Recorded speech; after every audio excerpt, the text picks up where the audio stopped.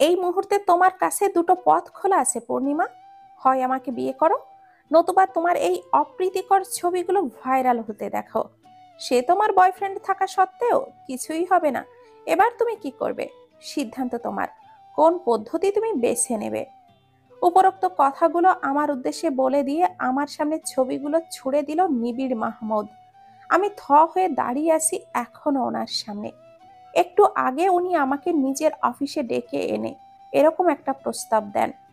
আমি মাটি থেকে ছবিগুলো তুলে নিয়ে নিজের হাতে নিলাম। সেখানে স্পষ্ট দেখা যাচ্ছে একটি মেয়ে আর একটি ছেলে একে অপরের সঙ্গে বেশ ঘনিষ্ঠ মুহূর্তে আবদ্ধ হয়ে আছে। আর সেই মেয়েটি অন্য কেউ নয়। সেই মেয়েটির ছবিতে আমি নিজের মুখটি দেখতে পেলাম। বেশ করে বুঝতে পারছি এটা কোনোভাবে এডিট করা হয়েছে, নতুবা আমি এইরকম অপ্রীতিকর ভাবে কোনো সময়েই ছিলাম না। নিবিড় আমাকে বাধ্য করছে ওনাকে বিয়ে করতে, সেজন্যই আমাকে এই রকম অপশন দিয়েছেন। এগুলো ভাবতেই সারা শরীর জুড়ে ওনার জন্য ঘৃণার পরিমাণ আরো বেড়ে গেল। অফিসে কানাঘুষা শুনতাম ওনার নামে, কিন্তু উনি যে এরকম করবেন সেটা ঘন অক্ষরেও টের পাইনি। যদি পেতাম, ওনার এই অফিসে চাকরির জন্য আসা তো দূর, আমি পাও রাখতাম না ওনার এই অফিসে। পূর্ণিমা, আমার মনে হচ্ছে তোমার একটু ভাবার প্রয়োজন আছে। তুমি বরং আজকে অফিস থেকে চলে যাও, বাড়িতে গিয়ে বিশ্রাম নাও। কালকে এসে আমাকে তোমার সিদ্ধান্ত জানিও। আপনার প্রতি যা সম্মান ছিল তা এক নিমিষেই আমার শেষ হয়ে গেছে। ঘৃণার পরিমাণ শুধু বেড়েই যাচ্ছে আপনার প্রতি। ইচ্ছে করছে ঠাটিয়ে দুটো চড় মারি, কিন্তু আমার শিক্ষা সেসব করা থেকে আটকাচ্ছে আমাকে। নতুবা আপনার আর আমার মধ্যে কোনো পার্থক্যই থাকবে না। কথাগুলো বলে ওনার প্রতি উত্তরের জন্য এক মুহূর্ত অপেক্ষা না করে চলে এলাম অফিস থেকে। বাড়ির পথে রওনা দিলাম। খালি কোনো গাড়ি তো দূর, রিক্সাও খুঁজে পাচ্ছি না। রাস্তায় খটখটে রৌদ্র, এর ভেতর দিয়েই হাঁটা শুরু করলাম। যেন রাগের মাত্রা আরো তীব্র হচ্ছে ক্রমশ। এরই ভেতর ব্যাগে থাকা মুঠোফোনটি বেজে উঠছে। হাতে নিচতেই স্ক্রিনে তানভীরের নামটা ভেসে উঠল। এখন যেন সবকিছু বিষাক্ত লাগছে। তাই বাধ্য হয়ে তানভীরের কলটা কেটে দিয়ে ফোনটা বন্ধ করে হাঁটা শুরু করলাম। মধ্যবিত্ত পরিবারের মেয়ে আমি। কোনো মতে পড়ালেখা শেষ করে নিবিড় মাহমুদের অফিসে চাকরিটা জোগাড় করেছিলাম। খুব বেশি দিন হয়নি, এই তো মাস তিনেক হয়েছে কেবল জয়েন করেছি। আমি অফিসে জয়েন করার আগেই আব্বুর অসুস্থতার কারণে চাকরিটা চলে গেছে। যেটুকু পুঁজি ছিল সেই দিয়েই সংসার চলছে। আর এতদিন পরে আমি চাকরিটা জোগাড় করেছিলাম, যেন অন্ধকারে একটু আলোর রেখা দেখতে পেয়েছিলাম। কিন্তু শেষ পর্যন্ত সেটুকু থাকবে কিনা সন্দেহ আছে। অফিসে জয়েন হওয়ার পর থেকে নিবিড় মাহমুদ আমার সঙ্গে বেশ ভালো একটা সম্পর্ক গড়ে ওঠে, তবে সেটা নিছকই কাজের সূত্রে। তবে তার জন্য যে উনি আমাকে এইসব প্রস্তাব দেবেন সেটা কখনোই ভাবিনি। হয়তো বড়লোক ছেলের খেয়াল হয়েছে, সেজন্যই এসব করেছে। উনি বেশ ভালো করেই জানেন আমি তানভীর, মানে তানভীর আমাকে ভালোবাসে। সেজন্যই উনি এটাও জানতেন উনি বিয়ের কথা বললে আমি ওনাকে না করে দেব ঠিকই। আর সেই কারণেই এইরকম একটা প্রস্তাব তিনি আমাকে দিলেন। এগুলো বুঝতে আমার আর কোনো অসুবিধা হলো না। বাসায় এসে নিজের রুমে ঢুকে ফ্রেশ হয়ে বিছানায় বসতেই ঘুমের দেশে পাড়ি জমালাম। ক্লান্ত শরীর আর বাঁধ মানল না। বিকেলের সুন্দর সময়, প্রায় সূর্য ডুবো ডুবো অবস্থা। এরকম একটি সময়ে রুম থেকে বেরিয়ে এসে বেলকুনিতে এসে দাঁড়ালো সুদর্শন একটি যুবক। মুঠোফোনটিতে ডায়াল করতেই অপর পাশে বিরক্তিকর কণ্ঠে বলে দিল, ফোনটি বন্ধ। পর পর ঘন্টা খানেক এরকম হওয়ায় রেগে গিয়ে সিগারেটে আগুন ধরালো সেই যুবক। এত সাধনার পর তোমাকে পেয়ে এত সহজে হারিয়ে ফেলবো নাকি প্রেয়সী? ফোন বন্ধ করে রেখেছো তো কি হয়েছে? আমার থেকে দূরে সরতে চাইছো? নো প্রবলেম, আমি তোমার কাছে ছুটে আসছি। সকাল অবধি মন মানছে না, আজকেই আমাকে যা করার করতে হবে।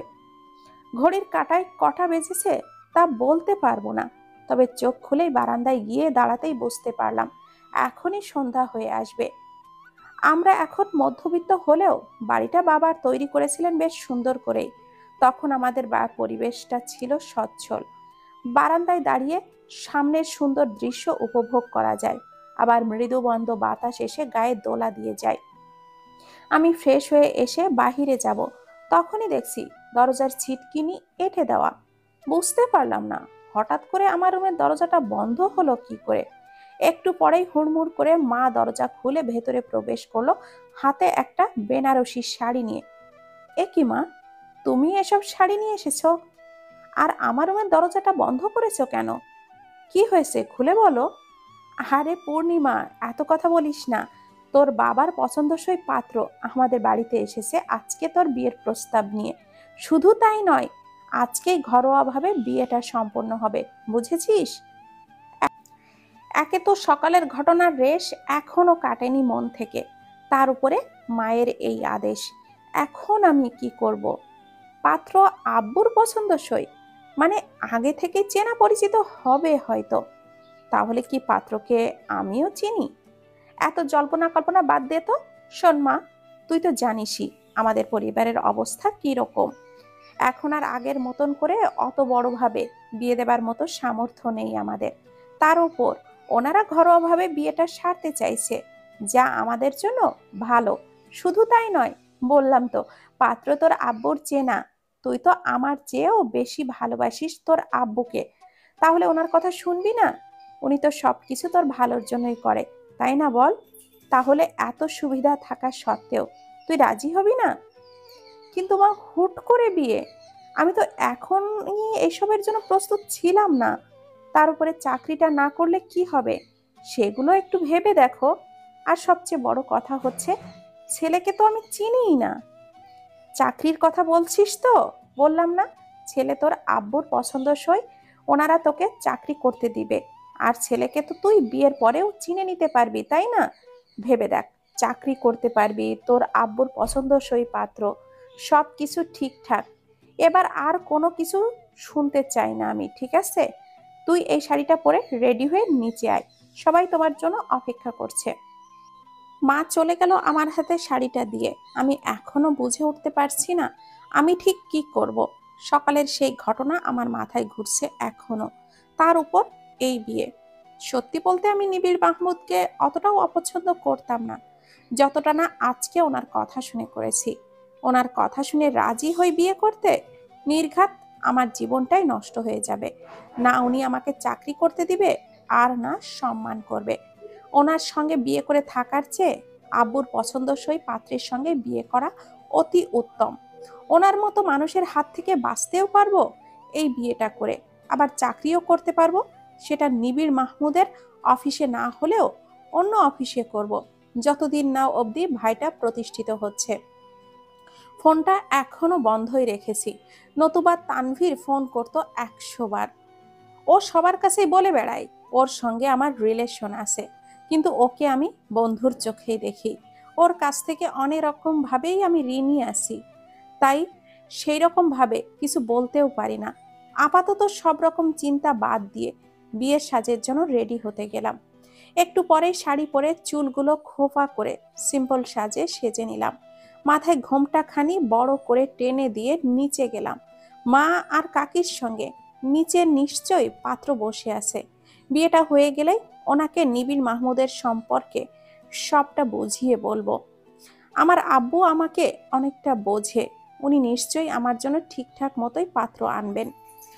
অবশেষে সোফায় বসানো হলো আমাকে পাত্রের সঙ্গে। ঘোমটা খানিক খুলে পাত্রের মুখ দেখে তো আমি হতভম্ব। শেষমেশ কিনা এই ছেলে আমার কপালে। এখন কি করব আমি? এই বিয়ে তো কিছুতেই সম্ভব না। পাত্রের দিকে তাকাতেই পাত্র আমাকে চোখ মারলো হাসি মুখে, যেন কিছুই হয়নি এরকম একটা ভাব। আপাতত চুপচাপ রইলাম, কোনো সিন ক্রিয়েট তৈরি না করে। ঘরোয়াভাবেই বিয়ে হলো।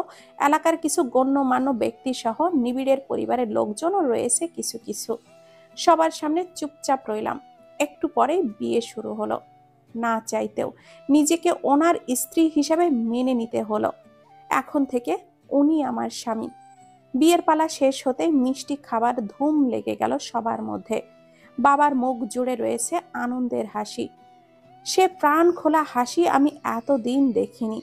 বাবা সবার সঙ্গে বেশ হাসি মুখে কথা বলছে, কেউ বলবেই না বাবা অসুস্থ। এতটা খুশি হয়েছেন তিনি। নিবিড়ের কর্মকাণ্ডের কথা কিছুক্ষণের জন্য ভুলে গেলাম বাবার ওই হাসি মুখটা দেখে। ইচ্ছে ছিল এক্ষুনি গিয়ে বাবাকে সবটা বলি, কিন্তু তাহলে তো বাবার এই হাসি মাখা মুখটা আর দেখতে পারবো না। কি সুন্দর হাসি বাবার। এভাবেই কিছুক্ষণ পর বিদায়ের পালা এলো। এতক্ষণ সবাই হাসি মুখে থাকলেও এবার যেন বিষাদে ভর করলো পুরো ঘর জুড়ে, প্রত্যেকটি মানুষের মুখে। আমারও ভেতরটা ফেটে কান্না আসছে। কতগুলো বছর, দিন, সময় এই বাড়িতে কাটিয়েছি, আর আজকে চলে যেতে হচ্ছে। নিয়তি তো এইরকমই সবার কাছ থেকে বিদায় নিয়ে গাড়িতে উঠলাম। আমার পাশেই বসে আছে নিবিড় মাহমুদ। এত কান্না করো না পূর্ণিমা, পরে তো চোখের পানি শুকিয়ে যাবে, তখন কি হবে? এতক্ষণ ওনার জায়গায় অন্য কেউ হলে কত সুন্দর করে কথা বলতো, আর এই নিবিড় আমাকে বলছে ভবিষ্যতে কাদার জন্য চোখের পানি বাঁচিয়ে রাখতাম। আমি বেশ বুঝতে পারছি আমার সংসার জীবন ঠিক কিরকম হবে এই মানুষটার সঙ্গে। প্রত্যুত্তর না করে চুপভাবেই সারা সারা রাস্তা বসেছিলাম, কোনো কথা না বলে। চুপচাপ গাড়ি এসে থামলো ওনার বাড়ির সামনে। আরো দুই একবার অফিসের কাজে ওনার বাড়িতে এসেছিলাম আমি, তাই বাড়ির টুকটাক সবকিছুই চেনা আছে আমার। গাড়ি থেকে নামতেই সবার ভিড় জমে গেল আমাকে দেখার জন্য। সমস্ত নিয়ম কানুন সবকিছু শেষ করে বাড়ির ভেতরে প্রবেশ করানো হলো আমাকে। নিবিড়ের বাড়িতে শুধু ওনার মা, ছোট বোন আর বাড়িতে এক কাজের বুয়া আছে। ওনার বাবা নাকি মারা গেছে বছরখানেক আগে। তোমাকে বরাবরই আমার পছন্দ ছিল। যখনই এই বাড়িতে আসতে তোমার আচার ব্যবহার দেখে মুগ্ধ হতাম।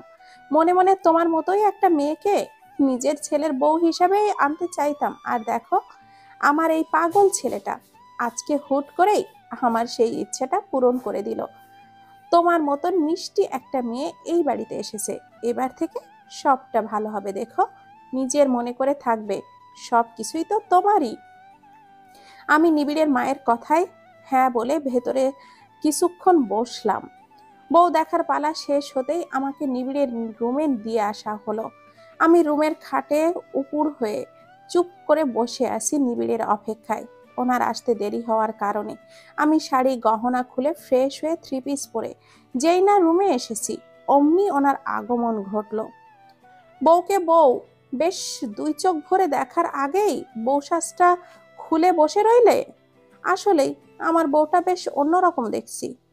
তো কি করব? আপনার জন্য বসে থেকে থেকে কি আমি আর রাত্রে ঘুমাবো না? তাহলে তুমি আমার জন্য অপেক্ষা করছিলে? ওরে, কি দিনকাল আসা শুরু হয়েছে রে! বিয়ের এক রাত্রেই বউ আমার জন্য অপেক্ষা করে দিশেহারা একেবারে। আমি বেশ বুঝতে পারছি নিবিড় এখন আমার সঙ্গে মজা করার মুডে আছে, কিন্তু আমি সেরকম কোনো মুডে নেই। আমাকে আমার প্রশ্নের উত্তর দিতে হবে। দেখুন, আমি ভনিতা না করে সরাসরি প্রশ্ন করছি। আপনি আজকে অফিসে আমাকে বাধ্য করেছিলেন কেন আপনাকে বিয়ে করতে? আমি জানি ওইসব ছবি ফেক, কিন্তু আপনি এরকমটা কেন করলেন? আর তারপরে আজকে বিয়ে করতে চলে এলেন এত তাড়াতাড়ি। তো তুমি কি বলছো? আর একটু দেরি করে বিয়ে করতে আসলে বুঝি ভালো হতো? দেখুন, মজা বন্ধ করে সোজাসুজি বলুন। শেষোক্ত কথাটি পূর্ণিমা নিবিড়ের পানে চেয়ে বেশ উচ্চ স্বরেই বলল, যার দরুন নিবিড় এবার মজা ছেড়ে সিরিয়াস হলো। দেখো পূর্ণিমা, তুমি যা জানতে চাইছো আমি সেটুকুই বলছি। প্রথমত, হ্যাঁ, ওই ছবি ফেক। ওগুলো আমি তোমাকে দেখিয়েছি যাতে বিয়েতে তুমি রাজি হও। দ্বিতীয়ত, আজকে বিয়ে করার কারণ হচ্ছে আমার সন্দেহ হয়েছিল তুমি অন্য কিছু করবে আমার প্রস্তাবে, তাই ডিরেক্ট বিয়ের প্রস্তাব নিয়েই যাই। বুঝলাম, কিন্তু আপনার আমাকে বিয়ে করার কারণটা কি বলুন তো? সে তুমি একদিন না একদিন ঠিক বুঝতে পারবে আমার সঙ্গে থাকতে থাকতে। আপাতত এসব টপিক অফ করো, ঠিক আছে? তবে অত ভালো মেয়ে আমাকে ভাববেন না, বলে দিলাম। নিবিড়ের ঠোঁটে এবার মুচকি হাসি। এবার দাঁড়ানো থেকে পূর্ণিমার কাছে এসে বসলো। পূর্ণিমা কি করবে বুঝতে না পেরে চুপচাপ বসেই রয়েছে। নিবিড় কিচ্ছু না বলে মৌনতা পালন করছে। হঠাৎ করে বলে উঠল, তাহলে খারাপ করা যাক, বলো। আজকে তো আমার বাসর রাত, সেটা পূরণ করতে হবে না? পূর্ণিমার মনে এবার বেশ ভয় ঢুকে গেল। সে আগের জায়গায় বসা থেকে পিছিয়ে গেল। অমনি নিবিড় পূর্ণিমার আরো নিকটে গিয়ে বসলো। এক সময় পূর্ণিমার পেছনে যাবার জায়গাটাও ফুরিয়ে গেল। নিবিড় আর পূর্ণিমার মধ্যে খানিক অল্প একটু ফারাক আছে মাত্র। নিবিড় খুব সন্তর্পণে পূর্ণিমার দুই গালে হাত দিয়ে স্পর্শ করলো। পূর্ণিমা চেয়েও কিছুই বলতে পারছে না, হালকা করে গাল দুটো টেনে দিয়ে বলল, আপাতত রোমান্টিক মুড নেই, যখন হবে তখন আর মানা করতে পারবে না। ঘুম পাচ্ছে ভীষণ, তুমি শুয়ে পড়ো। আমিও শুয়ে পড়ছি। সিনেমার মতো যে খাটে শোবো না সোফায় শোবো ওসব হবে না। বেডরুমে কোনো সোফা টোফা নেই, তাই চুপচাপ পাশের দিকটায় শুয়ে পড়ো, সকালবেলা আবার অফিসে যেতে হবে। পূর্ণিমাকে কোনো প্রতিউত্তর করতে না দিয়ে নিবিড় শুয়ে পড়ল। পূর্ণিমাও আর কিচ্ছু বলল না, সেও নিবিড়ের উল্টো দিক ফিরে শুয়ে পড়ল। এভাবেই রাত্রি পেরিয়ে সকাল হয়ে গেল। জানালা ভেদ করে সূর্যের কিরণ চোখে মুখে পড়তেই পূর্ণিমার ঘুম ভেঙে যায়। দেওয়ালে থাকা ঘড়ির কাঁটা জানান দিচ্ছে সকাল 7টা বেজে গেছে। তড়িঘড়ি করে উঠতে যাবে, ঠিক তখনই পূর্ণিমার চুল নিবিড়ের শার্টের বোতামে গিয়ে ঠেকল। মাথায় হালকা ব্যথা পেতেই পূর্ণিমা নিবিড়ের কাছে ঝুঁকল। পূর্ণিমা বুঝে উঠতে পারছে না সে নিবিড়ের এতটা কাছে কখন গেল যে চুলগুলো নিবিড়ের শার্টের বোতামে ঠেকলো। পূর্ণিমা চুল ঠিক করছিল, ঠিক তখনই চোখ খুলে যায় নিবিড়ের। পূর্ণিমাকে এতটা কাছে দেখে সেও নিজের দুই হাত দিয়ে জড়িয়ে ধরল পূর্ণিমাকে। পূর্ণিমা চুল ঠিক করছিল, তখনই নিবিড়ের এইসব কাণ্ডে সে হতভম্ব। আরে, এভাবে ধরে রেখেছেন কেন? ছেড়ে দিন। তুমি আমার এত কাছে এসেছো, আরে আমি একটু জড়িয়ে ধরলেই দোষ? অন্য মেয়েকে তো আর ধরিনি বলো। তুমি তো আমার নিজেরই বিয়ে করা বউ, তো বলতেই পারতে তোমার আমার কাছে আসতে ইচ্ছে করছে, তাহলে আমি আর ঘুমাতামই না। কিন্তু এভাবে চুপি চুপি আসার কি মানে বলো তো? লজ্জায় পূর্ণিমার মাথা কাটা যাচ্ছে একেবারে। কিছু না করে কি সব কথা শুনতে হচ্ছে তার। মোটেও ওসবের জন্য না, আপনার শার্টের বোতামে আমার চুলটা আটকে গিয়েছিল। আপনি কি এসব ভাবেন? আপনি অফিসে থাকতে কেমন গম্ভীর থাকতেন দেখতাম, অথচ এখন এত কথা কিভাবে বলেন? শার্টের বোতামে তোমার চুল আটকালো কি করে বলো? আপনার সঙ্গে কথা বলাই দুষ্কর। আপনি থাকুন তো, আমি উঠছি। এত বেলা অবধি ঘুমালে মানুষ কি বলবে? মানুষ কি তোমার মতন নাকি মাথা মোটা? আমাদের সদ্য বিয়ে হয়েছে, তাই একটু আধটু দেরি করে ঘুম থেকে ওঠা ওইসব ব্যাপার না, বুঝলে? আপনি যে আস্ত একটা নির্লজ্জ, সেটা এই 2 দিনেই আমি বুঝে গেছি। পূর্ণিমা আর দেরি না করে উঠে চলে গেল। নিবিড় হাসছে পূর্ণিমার কথাবার্তা শুনে। এই একটি মেয়ের জন্যই তো এত কিছু। ফ্রেশ হয়ে এসে বিছানায় বসতেই ফোনটা বেজে উঠল আবার।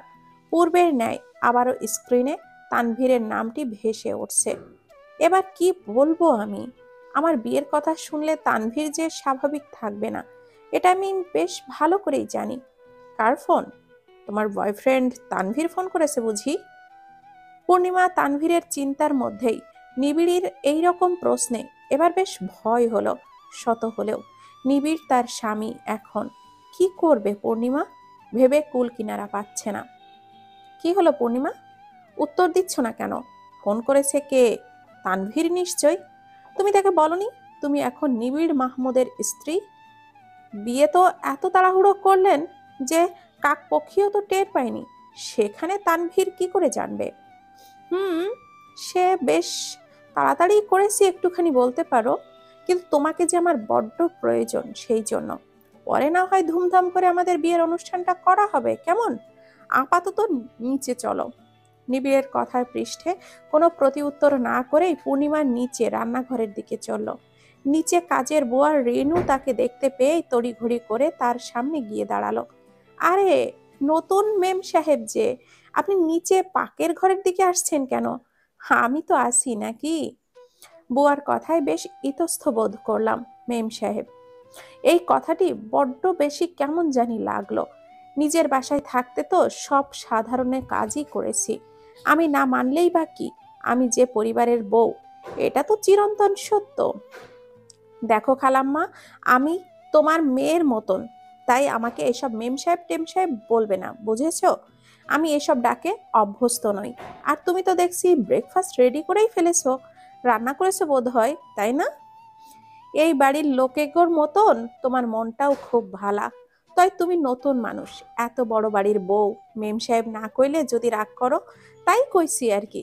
জানো তো ভাবি, আমার লগে খুব সুন্দর করে কথা করে আর খুব ব্যবহার করে, মনটা একেবারে জুড়াই যায়। আচ্ছা হনো তো, তুমি অহন সকালে নাস্তা তো আমি তৈরি করছি, এখন শুধু রান্না করা বাকি। ওই নিবিড় তাড়াহুড়ো করে বিয়া করছে না, তাই তো কোনো লোকজন আসার পারে নাই, তাই ভাবি যান ছোটখাটো ভাবে মেহমানদের দাওয়াত দিছে, বুঝলা তো। আমার এখন এইগুলা নিয়েই মেলা কাজ আছে। আচ্ছা আচ্ছা, আমি তোমাকে একটুখানি সাহায্য করে দিই, কি বলো?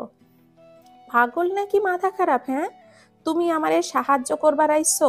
আর ওই খবর যদি নিবিড়ের কানে যায় তো না জানি কি হইব। তুমি বরং ওসব বাদ দিয়ে তোমার শাশুড়ি মার লগে গল্প করো, যাও।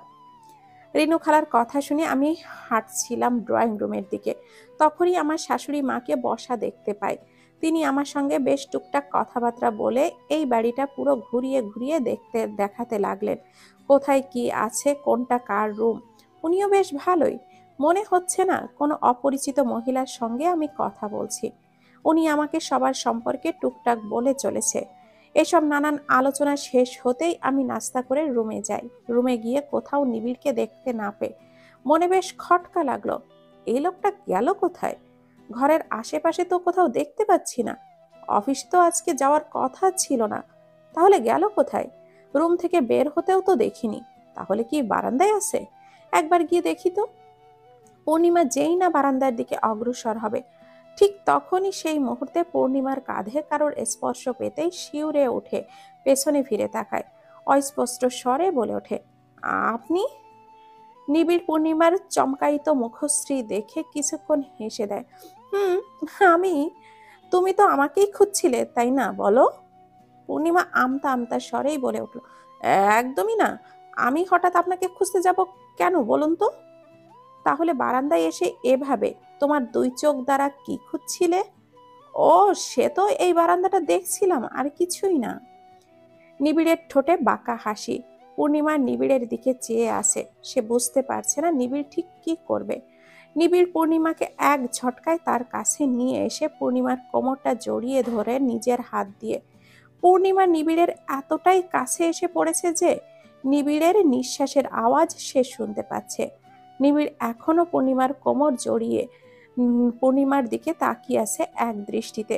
কোমর থেকে এক হাত উঠিয়ে পূর্ণিমার ঠোঁটে স্পর্শ করলো।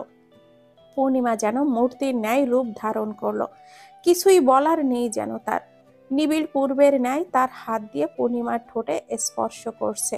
পূর্ণিমার সারা শরীর জুড়ে অদ্ভুত অনুভূতি হচ্ছে। লোকটা এমন কেন? হুটহাট কাছে আসার বায়না শুধু ওনার।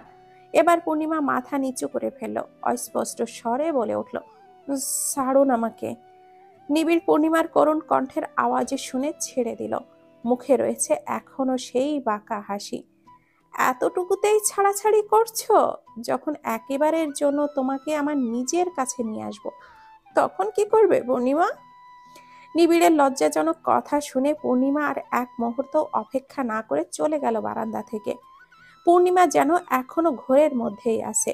কাল অবধি যেই লোকটাকে নিজের বস মানত, সে আজকে তার স্বামী। কি অদ্ভুত সবকিছু। দুপুরে অতিথিদের জন্য রেডি হতে লাগলো। পরিবারের কিছু লোকজন আসবে, পূর্ণিমার বাপের বাড়ির লোকদেরও আমন্ত্রণ করা হয়েছে। হিসাব মতন পূর্ণিমা আজকে তার বাপের বাড়িতেও যাবে। সেই অনুযায়ী সবকিছু ঠিকঠাক করা আছে। পূর্ণিমার শাড়ি পরে বের হতে না হতেই কিছু পার্লারের মেয়েরা ঢুকে পড়লো তাকে সাজিয়ে দিতে। পূর্ণিমার সিম্পল ভালো লাগে বরাবরই, কিন্তু সে এখন মাহমুদ পরিবারের বউ, সেই জন্য ওনাদের মতন করেই পূর্ণিমাকে সাজতে হবে। বেশ গর্জিয়াস লুকে সাজানো হলো পূর্ণিমাকে। সাজানো শেষ হতে না হতেই নিবিড় রুমে ঢুকলো। নিবিড়কে দেখে পূর্ণিমার ভুরু যুগল কুঁচকে এলো। এই লোকটাকে শুধু তার পিছু পিছুই পড়ে থাকে নাকি? যখনই সুযোগ পাই তখনই চলে আসে। ইস পূর্ণিমা, তোমাকে তো পূর্ণিমার চাঁদের মতোই সুন্দর লাগছে। দেখতে হবে তো কার বউ তুমি, সেজন্যই তো এত সুন্দর লাগছে তোমাকে। শুরুতে নিবিড়ের প্রশংসা শুনে মনে মনে বেশ ভালো লাগলেও নিবিড়ের শেষাক্ত কথাটি মোটেও পছন্দ হলো না পূর্ণিমা। কিন্তু সে কোনো কথা বাড়াতে চায় না বিধায় চুপচাপ মৌনতা পালন করছে। শোনো, এসব লজ্জা পাওয়া চলবে না আমার সামনে। কিসের লজ্জা তোমার? হ্যাঁ, তোমাকে লজ্জাহীন হতে হবে, ঠিক আমার মতন। হুম, তাই বলুন। অফিসে কত কি দেখতাম, আর এখন খালি সুযোগ পেলেই এইসব কথাবার্তা আর কাছে আসতে চান খালি। তখন কি তুমি আমার বউ ছিলে নাকি? এখন আমার বউ, তাই দেখবে এখন কত কি করি। মুখটা বন্ধ রাখুন তো। আচ্ছা চলো, যাওয়া যাক নিচে। নিবিড় পূর্ণিমার দিকে হাত বাড়িয়ে দিল নিচে যাবার জন্য। পূর্ণিমা কোনো ইতস্ত বোধ না করেই সেই হাত দুটো আঁকড়ে ধরে নিচে গেল। যত সময় যাচ্ছে তত যেন সে মানুষটাকে নতুন করে চিনছে। অফিসে থাকতে বরাবরই গম্ভীর থাকতেন, এখন বিয়ের পর খালি ওনার ছটফটের স্বভাবই দেখে যাচ্ছে পূর্ণিমা। নিচে যেতেই পূর্ণিমাকে বসানো হলো। নিবিড়দের আত্মীয় স্বজনরা এসে পূর্ণিমাকে দেখে যেতে লাগলো। পূর্ণিমার পাশের জায়গায় নিবিড়ের থাকার কথা হলেও সে নেই। অফিসের কলিগদের সঙ্গে খোশ গল্পে মেতে উঠেছেন তিনি। গল্পটা হয়তো এটাই হবে যে নিবিড় হঠাৎ করে পূর্ণিমাকে কি করে বিয়ে হলো গো। ওদের কাছে না গেলেও মূল প্রশ্ন যে এটাই, সেটা পূর্ণিমা দূরে থেকেও বুঝতে কোনোরূপ অসুবিধা হলো না। এরই মধ্য দিয়ে হঠাৎ করে কোনো একটা মেয়ে এসে নিবিড়ের গলা জড়িয়ে ধরল। পূর্ণিমা এবার বেশ অবাক হলো। এই মেয়েটিকে সে তো কখনো দেখেনি। আর সবচেয়ে বড় কথা হলো, এই মেয়ে নিবিড়ের গলা জড়িয়ে এভাবে ধরেছে কেন? এর কি কোনো লজ্জা শরম নেই নাকি? প্রথম দেখায় কোনো পরিচয় না হয়েও মেয়েটি নিবিড়ের প্রতি এসব ব্যবহার দেখে পূর্ণিমার বেশ বিরক্তিকর তালিকায় চলে গেল আগন্তুক মেয়েটি। এসব কি নিবিড়? তুমি আমাকে না জানিয়ে কি করে বিয়ে করলে বেবি? পূর্ণিমা এবার বেশ বিক্ষুব্ধ হলো। এবার তার নিবিড়ের কাছে যাওয়ার প্রয়োজন বলে মনে হলো, নইলে আর সামলানো যাবে না। হুম, একদমই ঠিক বলেছেন আপু। ওনার বিয়ে হয়ে গেছে, আর আমাকেই বিয়ে করেছেন। শুধু তাই নয়, উনি তো কত ভালোবাসেন আমাকে। পূর্ণিমা লিলির উদ্দেশ্যে কথাগুলো বলল বসা থেকে উঠে এসে। নিবিড়ের হাত থেকে লিলির হাতটি ছুটিয়ে দিয়ে নিবিড়কে নিজের পাশে এসে বসতে বলল। নিবিড় এখনো চুপচাপ ভাবে বসে আছে। লিলির কাণ্ডে যে পূর্ণিমা এরকম করবে সে নিবিড় কল্পনাও করেনি। লিলি রেগে মেগে পূর্ণিমার কাছে গেল। পূর্ণিমা মুখে আলতো একটা হাসি ঝুলিয়ে রেখেছে। হুম, তুমি যেরকম নিবিড়ের স্ত্রী, তেমনি আমিও নিবিড়ের মামাতো বোন, বুঝলে? এই তো, এই কথাটা বলে দিলেই হতো যে আপনি নিবিড়ের মামাতো বোন। বোনই তো ভাইয়ের বিয়েতে সবচেয়ে বেশি আনন্দ করবে, তাই নয় কি বলুন? দেখুন আপু, নাচা গানা শুরু করে দিন। পরিবেশটা কেমন যেন চুপচাপ। আপনি এসেছেন, একটু গরম করে দিন তো নেচে গিয়ে, যেহেতু ভাইয়ের বিয়ে বলে কথা। নিবিড় আমার মামাতো ভাই বলেছি, নিজের ভাই তো আর বলেনি। উপরোক্ত কথাটি বলে লিলি সেই জায়গা থেকে প্রস্থান নিল। নিবিড় চুপচাপ নীরব দর্শক হয়ে বসে আছে সেখানে। তবে সে এটা বেশ বুঝতে পারছে, এই 2 দিনে সে একটু একটু করে পূর্ণিমার মনে জায়গা করে নিতে পেরেছে। কি পূর্ণিমা, নিজে তো আমাকে দূরে সরিয়ে রাখো সব সময়, এখন লিলি একটু কাছে এসেছিল, ওকেও দূরে সরিয়ে দিলে? আপনি কি বলুন তো, আপনার সঙ্গে কথা বলাই বৃথা। আমাকে আর রাগাবেন না বলে দিচ্ছি। আরে আরে, রাগাবার মতন কি বললাম? আচ্ছা, তুমি রেগে যাচ্ছ তো? ওই দেখো, তোমার আব্বু এসেছে, যাও ওনাদের কাছে যাও। নিবিড়ের বলতে দেরি হলো না, অমনি সঙ্গে সঙ্গে পূর্ণিমা নিজের বাবার কাছে চলে গেল। বাবাকে দেখে আপনা আপনি মুখে হাসি ফুটে উঠে গেল পূর্ণিমার। বাবাও তার মেয়েকে দেখতে পেয়ে পরম যত্নের সাথে মাথায় হাত বুলিয়ে দিচ্ছে। কেমন আছিস মা? ভালো আছিস তো? আমি জানি তুই ভালো থাকবি, সেজন্যই তো নিবিড়ের সঙ্গে তোর বিয়েটা দিয়েছি। বাবার কথা শুনে মায়ের কথা মনে পড়ে গেল। মা সেদিন বলেছিল আমাকে পাত্র নাকি আব্বুর পছন্দসই। আবার এবার বুঝতে পারছি কেন মা এই কথাটা বলেছিল। নিবিড় আমাকে প্রায়শ রাতে বাড়িতে পৌঁছে দিত। যখন কাজ করতে করতে একটু রাত হয়ে যেত, তখনই পৌঁছে দিত। আর সেরকমই 2-1 দিন আমাদের বাড়িতে এসে বসেও ছিল। আর তারপর থেকেই বাবার শুধু নিবিড়ের প্রশংসাই শুনতাম। আর কালকে যখন নিবিড় বিয়ের প্রস্তাব দিয়েছে, তখন আর বাবা মানা করতে পারেনি হাজার হোক। নিবিড় বাবার বেশ পছন্দ শুরু থেকেই। হুম, ভালোই আছি। তুমি ভালো আছো তো? আচ্ছা, এখানে এসে বসো তো একটু। বাবাকে বসিয়ে দিলাম। আমাদের বাড়ি থেকে কেউই আসেনি তেমন, শুধু আব্বু, ভাই আর দুজন কাকা এসেছে মাত্রই। যেহেতু অনুষ্ঠান হয়নি, সেই ক্ষেত্রে মানুষজনও কম। বাবার সঙ্গে টুকটাক কথা বললাম। এরপরই এলো কাঙ্ক্ষিত সময়, যার জন্য আমি অপেক্ষা করছিলাম। অবশেষে আমাকে আর নিবিড়কে আমাদের বাড়িতে যাবার জন্য বলছে। আব্বুরা সবাই খাওয়া দাওয়া সেরে গাড়িতে বসে আছে। এই পুরো সময়টাতে আশেপাশে কোথাও লিলি নামের মেয়েটাকে দেখতে পেলাম না। এর হাবভাব আমার মোটেও সুবিধার লাগছে না।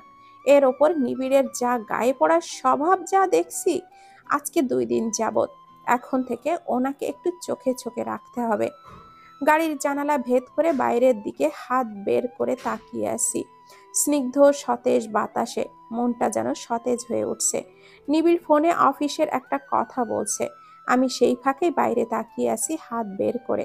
আশপাশ দিয়ে গাগি চলে যাচ্ছে আর সাই সাই করে যাবার সময় আবার চোখে মুখে ধুলো মাখিয়ে দিয়ে যাচ্ছে। তবু আমি বাইরেই তাকিয়ে আছি। গাড়ি থামার ধ্যান ভাঙলো। অবশেষে গন্তব্যস্থলে এসে পৌঁছে গেলাম। বাবারা সবাই আগেই নেমে গেছে। আমিও নেমে যেয়ে হাঁটতে যাচ্ছিলাম, ঠিক তখনই আমার হাত কেউ টান মেরে ধরলো। পেছনে ফিরে তাকাতেই দেখি সেই মানুষটি নিবিড়। এ কি, এরকম করে লাফিয়ে লাফিয়ে চলে যাচ্ছ যে? সঙ্গে যে আমি আছি সে কথা ভুলে গেছো নাকি? আপনি কি ভুলে গেছেন নাকি যে আপনি এখানে আগেও এসেছেন? সুতরাং রাস্তাঘাট সবকিছুই তো আপনার চেনা। এরকম বাচ্চাদের মতন করছেন কেন, যেন আপনি হারিয়ে যাবেন? উফ, কথা বাড়িও না বলছি। এখন তো আমি এই বাড়ির জামাই, তখন কি সেটা ছিলাম নাকি? তাহলে এখন চলো। আর কোনো কথা না বাড়িয়ে চুপ করলাম। নিবিড়ের সঙ্গে কথা বলে জেতা দায় একেবারে। বাড়িতে ঢুকে মা চাচিদের সঙ্গে টুকটাক কথা বলে রুমে আসলাম। রুমে ঢুকেই ফ্রেশ হয়ে বারান্দায় গিয়ে দাঁড়িয়েছি। এই বারান্দায় দাঁড়ালে আশেপাশের দৃশ্য দেখে মন খারাপ থাকলেও ভালো হয়ে যায়। এর মধ্যে সতেজ বাতাস তো আছেই। নিবিড়ের ডাক পড়ল এর ভেতরই। রুমে আসতে না আসতেই আমার হাত আঁকড়ে ধরেছেন। আবার শুরু হয়ে গেছে আপনার এসব ধরাধরি। তো অন্য মেয়েকে ধরবো না কি বলো? আমি এটা কখন বললাম? তাহলে তো তোমাকেই ধরতে দিচ্ছ না, এটা কি? হ্যাঁ, আপনার সঙ্গে কথা বলাই দেয়। কি জন্য ডেকেছেন সোজাসুজি সেটা বলুন। হুম, এখনো কিছু সময় আছে সন্ধ্যা হতে। চলো না একটু ঘুরে আসি। তারপর যখন সন্ধ্যা হয়ে যাবে তারপর একটু ঘোরাঘুরি করে ফিরে আসবো। নিবিড়ের করুণ কণ্ঠের আবদার ফেরাতে পারলাম না। সাই দিলাম ওনার সঙ্গে যাব বলে। বেরিয়ে পড়েছি রাস্তায়। ওনার বক্তব্য, এখন এই সুন্দর সময়টাতে আমরা কিছুক্ষণ হাঁটবো, তারপর রিক্সা চড়ে একটু ঘুরবো। নিবিড় আর পূর্ণিমা পাশাপাশি হাঁটছে। নিবিড়ের হাতে পূর্ণিমার এক হাত, দুজনে পাশাপাশি হাঁটছে। পূর্ণিমার কালো চুলগুলো বাতাসের কারণে এসে নিবিড়ের চোখে মুখে আছড়ে পড়ছে। পূর্ণিমার বিরক্তি লাগলেও নিবিড়ের সেরকম কোনো বিরক্তি লাগছে না, বরং বেশ ভালো লাগা কাজ করছে। এভাবেই হাঁটতে হাঁটতে কিছুক্ষণ পর গিয়ে থামলো একটা নদীর কিনারার কাছে গিয়ে। নিবিড় পূর্ণিমাকে কিছু বলতে যাচ্ছিল, ঠিক তখনই সেইখানে তানভীরের আগমন ঘটে।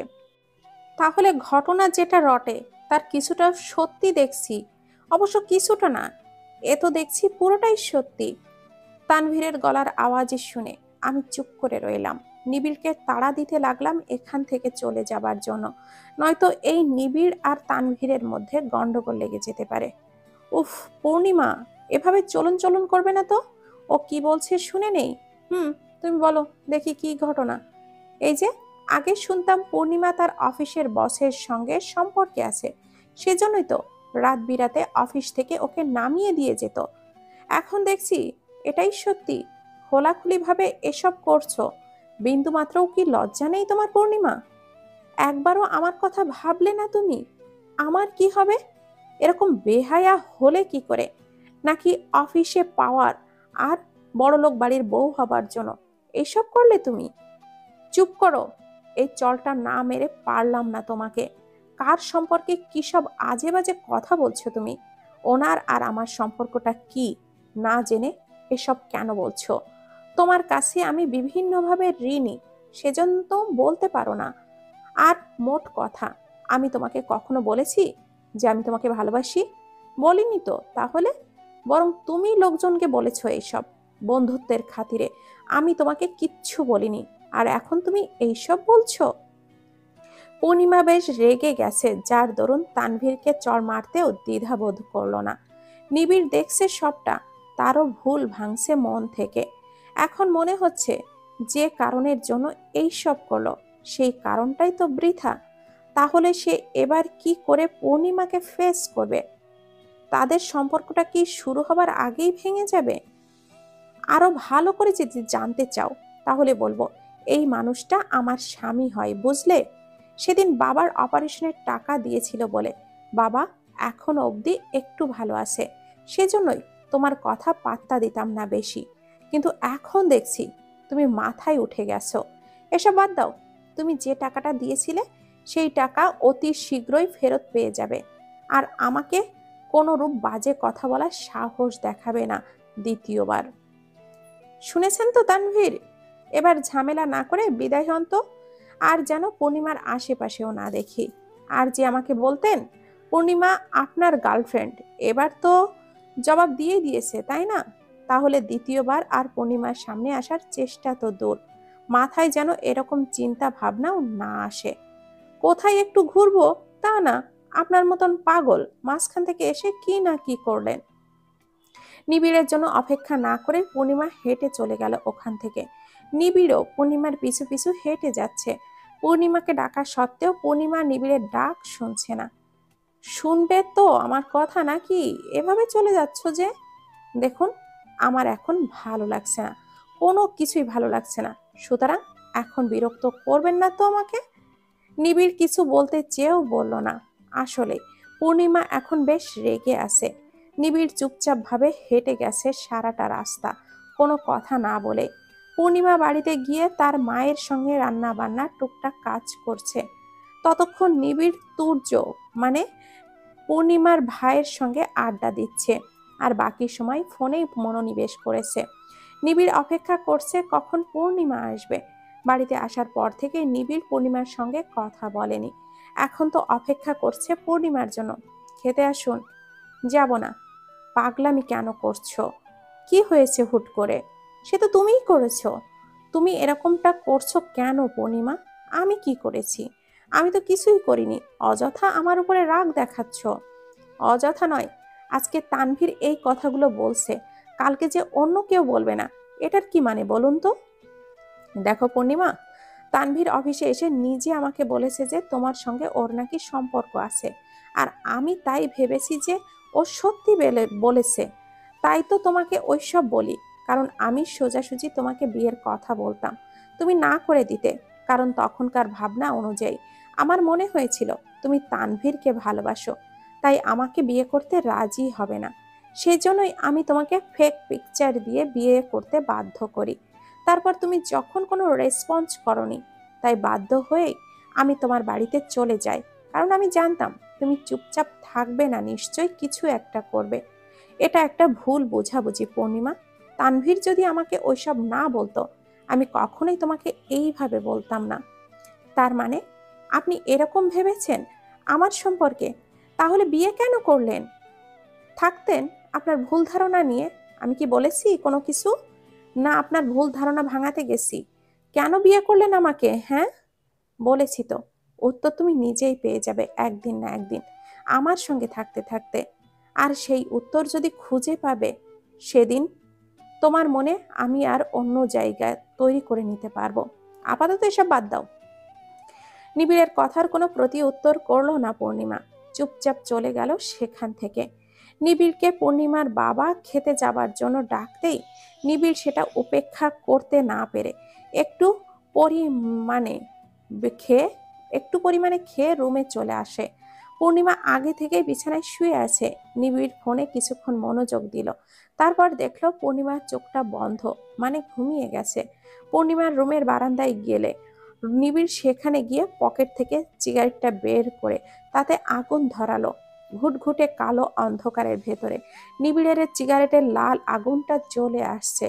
নাক মুখ দিয়ে সিগারেটের কালো ধোঁয়া বের হচ্ছে, সঙ্গে নিবিড়ের অব্যক্ত কষ্টগুলো ধোঁয়ার সঙ্গে উড়ে যাচ্ছে।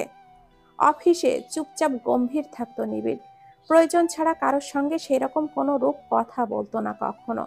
তারপর পূর্ণিমা যখন অফিসে আসে, তখন পূর্ণিমার হাসি খুশি স্বভাব সব নিবিড়কে দিনের পর দিন আকৃষ্ট করে। এভাবেই পূর্ণিমার প্রতি তার একটু একটু করে প্রণয়ের রূপ নেয়, কিন্তু সেটা অপ্রকাশিত। নিবিড় কখনোই সেটা পূর্ণিমাকে প্রকাশ করেনি, কারণ এর আগে তানভীর নিবিড়কে বলেছে পূর্ণিমার সঙ্গে তার সম্পর্ক আছে। নিবিড় ভেবেছিল সে পূর্ণিমাকে ভুলে যাবে, কিন্তু পারেনি। তানভীর পূর্ণিমার সম্পর্কে তাদের ভালোবাসার কথা তো বলেছে, কিন্তু নিবিড় খোঁজ নিয়ে জানতে পারে তানভীরের আরো অন্য মেয়েদের সঙ্গে সম্পর্ক আছে।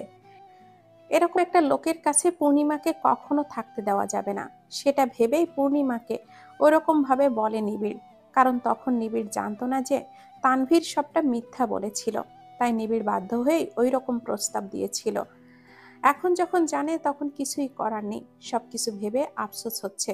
যদি তখন পূর্ণিমার সম্পর্কে সবটা জানতো তাহলে পূর্ণিমার কাছে ঘৃণার দৃষ্টিতে পরিণত হতে হতো না নিবিড়কে কখনো। এইসব কথা ভাবছে আর সিগারেটের কালো ধোঁয়া আকাশে উড়িয়ে দিচ্ছে। হঠাৎ করে নিবিড়ের ঠোঁট থেকে সিগারেটটি কেউ ফেলে দিল। পেছনে ফিরে তাকাতেই পূর্ণিমাকে দেখতে পাই নিবিড়। তুমি না ঘুমিয়েছিলে? তাহলে এখন কি করছো এখানে? আমি আর কি করব, ঘুম আসছিল না। আর ঘুমেরই বা কি দোষ?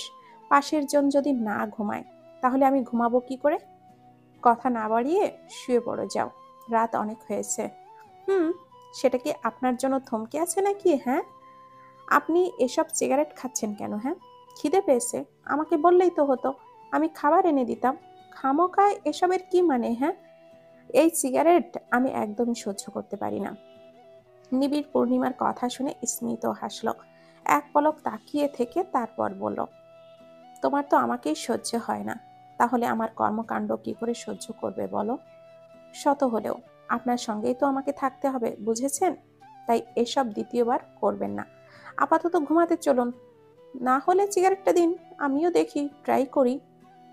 বুঝেছি, তোমার সঙ্গে কথাই পারা যাবে না, চলো। নিবিড় পূর্ণিমার সঙ্গে বেডে গিয়ে ঘুমিয়ে পড়ল। কিছুক্ষণ আগে ঘটে যাওয়ার কথা মনে হতেই স্মিত হাসল। একটু একটু করে অনুভূতি তৈরি হচ্ছে, তাহলে পূর্ণিমার মনে নিবিড়ের জন্য? সেটা ভাবতেই নিবিড় মনে একরাশ ভালো লাগা ছুঁয়ে গেল। 2 দিন পূর্ণিমা নিজের বাপের বাড়ি থেকে আজকে পালা এসেছে নিবিড়দের বাড়িতে ফিরে আসার জন্য। বাড়িতে এসেই পূর্ণিমা আবারও লিলিকে দেখতে পেল। লিলিকে পূর্ণিমার মোটেও ভালো লাগে না। বাপের বাড়ি থেকে এসে রুমে গিয়ে ফ্রেশ হয়ে নিচে নামতেই দেখে নিবিড়ের সঙ্গে লেপ্টে বসে আছে সোফায় ওই লিলি। নিবিড়ের চোখ পড়ল পূর্ণিমার ওপর। সে সঙ্গে সঙ্গে লিলির কাছ থেকে দূরে সরে উঠে দাঁড়ালো। পূর্ণিমার রাগান্বিত দৃষ্টি নিয়ে নিবিড়ের দিকে তাকিয়ে আছে, আর লিলি তাকিয়ে আছে পূর্ণিমার দিকে। বাড়ি থেকে এসেছেন এত দূর পথ জার্নি করে, কোথায় রুমে এসে ফ্রেশ হবেন তা না, আপনি না করে এখানে বসে আছেন অযথায়। আচ্ছা ঠিক আছে, রুমে চলো। নিবিড় আস্তে আস্তে বুঝতে পারছে পূর্ণিমা তার প্রতি দুর্বল হচ্ছে, আর সেজন্যই লিলিকে নিবিড়ের সঙ্গে দেখলে পূর্ণিমার রাগ হয়। কালকের ব্যাপারটা এখনো মেটেনি, যার দরুন নিবিড় পূর্ণিমাকে রাগাতে চায়নি। চুপচাপ রুমে চলে গেল। রুমে যেতেই পূর্ণিমা নিবিড়ের পিছু পিছু যাবে, সেই সময় লিলির ডাক পড়ল, তুমি নিজেকে নিয়ে এত মনে করো কেন? হ্যাঁ, কি মনে করো? হ্যাঁ, তোমার তো কোনো ফ্যামিলির ক্লাসও নেই, আর না আছে কোনো আধুনিকতা, আর না অতটাও দেখতে সুন্দর। নিবিড় তোমাকে কি দেখে যে হুট করে বিয়ে করলো কিছুই বুঝছি না। আবার নিবিড়কে দূরে সরিয়ে রাখো আমার কাছ থেকে, সেটা না হয় নিবিড়কেই বলবেন, কেমন? আমাকে এসব বলে বিব্রত করবেন না। লিলির কথার সোজাসুজি উত্তর দিয়ে পূর্ণিমা নিবিড়ের উদ্দেশ্যে হাঁটা লাগায়। মনের মধ্যে একটাই খচখচানি, তাহলে সে যা ভাবছে তা কি সত্যি? আচ্ছা, লিলির সঙ্গে কি আপনার আগে কোনো সম্পর্ক ছিল? অফিসের একটা ফাইল দেখছিল নিবিড় রুমে এসে। পূর্ণিমার হঠাৎ প্রশ্নে থমকে যায়। ভুরু যুগল কুঁচকে পূর্ণিমার সামনে এসে দাঁড়ায় নিবিড়। হঠাৎ এরকম প্রশ্ন কেন করছো? পূর্ণিমার দৃষ্টি স্থির। সে আবারও প্রশ্ন নিক্ষেপ করলো নিবিড়ের দিকে। যা বলছি উত্তর দিন। আমার সঙ্গে আছো কদিন? 1 সপ্তাহ তো এখনো গড়ায়নি। আর লিলি তো সবে সবে এসেছে। হঠাৎ এসব ভ্রান্ত ধারণা মনে হলো কেন তোমার? দেখুন, একটা মেয়ে একটা ছেলেকে কখনো জড়িয়ে ধরে না, বা তার দিকে অন্য দৃষ্টিতে তাকায় না। যে দৃষ্টি আমি লিলির চোখে দেখেছি আপনার জন্য, তাই জিজ্ঞাসা করেছি। হুম, যদি তাই বলো তাহলে তো সত্যিটাই বলতে হয়। হ্যাঁ, লিলি আমাকে পছন্দ করে। আমাদের বিয়ে হবার কথা ছিল, কিন্তু লিলিকে আমার কখনোই ভালো লাগেনি। মামা মামি সবাই চাইতো ও আমার বউ হোক, কিন্তু ওই যে বললাম, ওকে আমার ভালো লাগেনি, তাই ওকে আমি বিয়ে করিনি। ওকে বিয়ে করলেই তো পারতেন। সে আধুনিক, সুন্দরী, বড়লোক বাবার মেয়ে, সব ধরনের সুবিধাই তো পেতেন। খামোকা আমার মতো একজনকে কেন বিয়ে করলেন? পূর্ণিমা আর কিছু না বলে রুম থেকে চলে গেল। নিবিড় এখনো তাকিয়ে আছে পূর্ণিমার যাওয়ার দিকে। মেয়েটা হুট করে কি বলে কিছুই বুঝতে পারে না মাঝে মধ্যে। সারাদিন কেটে যায় পূর্ণিমা রান্নাঘরে বিভিন্ন রকমের কাজ দিয়ে। নিবিড় অফিস থেকে কদিন ছুটি নিয়েছে। পূর্ণিমা নিবিড়ের থেকে যথাসম্ভব দূরত্ব বজায় রাখার চেষ্টা করছে, আর নিবিড় ছটফট করছে, কারণ পূর্ণিমা তার কাছে আসবে, কিন্তু পূর্ণিমা যেন কাছে আসা তো দূর, নিবিড়ের থেকে দূরে দূরে থাকাই তার যেন প্রধান কাজ। সারাদিন এভাবেই কেটে যায়। পূর্ণিমা বাহিরে, নিবিড়ের থেকে দূরে দূরে থাকে। রাতের বেলা সব কাজ গুছিয়ে নিবিড় অপেক্ষায় আছে, এবার বুঝি পূর্ণিমার দেখা মিলবে। অবশেষে সেই সন্ধিক্ষণ আসলো। শুনুন, আজকে আমি একটু ডলের সঙ্গে ঘুমাবো, ও বায়না করছে। আপনি শুয়ে পড়ুন আমার জন্য অপেক্ষা না করে। নিবিড়ের সমস্ত আশায় পানি ঢেলে দিয়ে পূর্ণিমা চলে গেল সেখান থেকে। ডল নিবিড়ের বোন মেয়ে আজকে এসেছে, ছোট্ট মিষ্টি একটা বাচ্চা। একদিনে এসেই যেন তার সমস্ত ভাব জমেছে পূর্ণিমার সঙ্গে। সেই জন্যই পূর্ণিমা ডলের আবদার রাখতেই ডলের সঙ্গেই ঘুমাতে গেছে। আর ওইদিকে নিবিড় সারাদিনের অপেক্ষা শেষে যখন ভেবেছে পূর্ণিমাকে কাছে পাবে, তখনই পূর্ণিমা চলে যাওয়ার কারণে মনটা খারাপ করে বিছানায় শুয়ে পড়ল নিবিড়। রাতের আধার কেটে সকালের রঙিন সূর্যোদয় উকি দিয়েছে চারিদিকে স্নিগ্ধ কোমল পরিবেশ দেখে, কারণ মন খারাপ নিমিষেই ভালো হয়ে যাবে। জানালা ভেদ করে সূর্যের কড়া আলো চোখে পড়তেই নিবিড় চোখ মুখ কুঁচকে তাকায়। কোনো কোমল নারীর কণ্ঠস্বর কানে যেতেই মস্তিষ্ক বুঝে নেয় এই নারীটি তার প্রেয়সী। ঘুম থেকে উঠেই পূর্ণিমাকে নিজের রুমে দেখতে পায়। কি ব্যাপার, আজকে একেবারে সকাল সকাল? বলি, বেলা তো 8টা বেজে গেছে, আপনি এখনো ঘুমাচ্ছেন? কালকে সারা রাত কি করেছেন, ঘুমাননি তখন? তাড়াতাড়ি উঠুন, আজকে তো অফিসে যাবার কথা আছে আবার। আর কতদিন বাড়িতে থাকবেন? এবার চলুন। পূর্ণিমার কথা শুনে নিবিড়ের হুঁশ ফেরে। আসলেই তো, কালকে দুপুরের খাবারের সময় সে নিজে পূর্ণিমাকে আজকে অফিসে যাওয়ার কথা বলেছিল, অথচ আজকে নিজেই বেমালুম ভুলে গেছে সবটা। তারা তড়িঘড়ি করে উঠে ফ্রেশ হয়ে একেবারেই নিচে নামলো। নিচে নিবিড়ের মা বসেছিল, ছেলেকে দেখতে পেয়েই বলে ওঠেন, বৌমাকে সাবধানে নিয়ে যাস। চাকরি না করলেও তো হতো, কিন্তু বৌমার ভাইটা তো এখনো বড় হয়নি, তোর শ্বশুর মশাইও অসুস্থ, এই 2-1 বছর চাকরিটা করুক। ওই বাড়ির প্রতিও তো একটা দায়িত্ব আছে, সেই দায়িত্ব ও পালন করুক নির্বিঘ্নে। আমাদের কারোরই কোনো আপত্তি নেই, সাবধানে যাস দুজন। পূর্ণিমা মুগ্ধ হয়ে তার শাশুড়ির কথাগুলো শুনতে লাগলো। একটা শাশুড়ি মা যে নিজের মায়েরই আরেকটা প্রতিচ্ছবি, সেটা বোধহয় নিবিড়ের মাকে না দেখলে বুঝতোই না। আসলেই বিয়েটা ভুল ছিল না, হয়তো নিবিড় একটু পাগলামো করেছে, কিন্তু তা তো পূর্ণিমার জন্যই। এটা ভেবে স্মিত হাসলো পূর্ণিমা। মনে মনে মনে মনে উপরওয়ালাকে শুক্রিয়া জানালো এরকম একটা পরিবার দেওয়ার জন্য। সবার কাছ থেকে বিদায় নিয়ে গাড়িতে উঠল নিবিড়ের সঙ্গে। গাড়িতে উঠেও পূর্ণিমার যেন সমস্ত ধ্যান ফোনের ভেতর। পাশে যে নিবিড় বসে আছে, যেন কোনো ইয়ত্তাই নেই। নিবিড় এতে মনক্ষুণ্ণ হলো। কালকে থেকে পূর্ণিমা এরকম আশ্চর্যজনক ব্যবহার করলেও আজকে তাদের বাড়িতে এসেই যেন পূর্ণিমার এরকম ব্যবহার বেড়ে গেছে। সে নিবিড়ের থেকে দূরে দূরে থাকছে, দরকার ছাড়া কথাও বলছে না। এরূপ ব্যবহার নিবিড়ের মনে অশান্তির সৃষ্টি করলো। অফিসে ঢুকেই নিবিড় নিজের কেবিনে চলে যায়, আর পূর্ণিমাকে সবাই মিলে শুভেচ্ছা জানায়, যারা রিসিপশনে যেতে পারেনি। এর ভেতরে হঠাৎই একজন বলে উঠল, তা বেশ করলে কিন্তু পূর্ণিমা, তোমাদের অবস্থা অনুযায়ী নিবিড় স্যারকে টার্গেট করে বিয়েটা করলে, সব দিক দিয়ে সুবিধা আর সুবিধা। কি করেছো তুমি?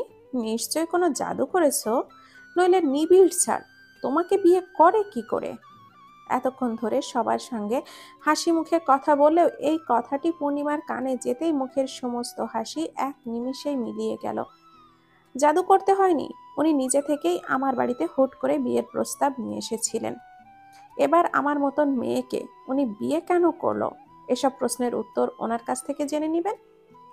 মনে একরাশ খারাপ লাগা নিয়েই সেই স্থান ত্যাগ করলো পূর্ণিমা।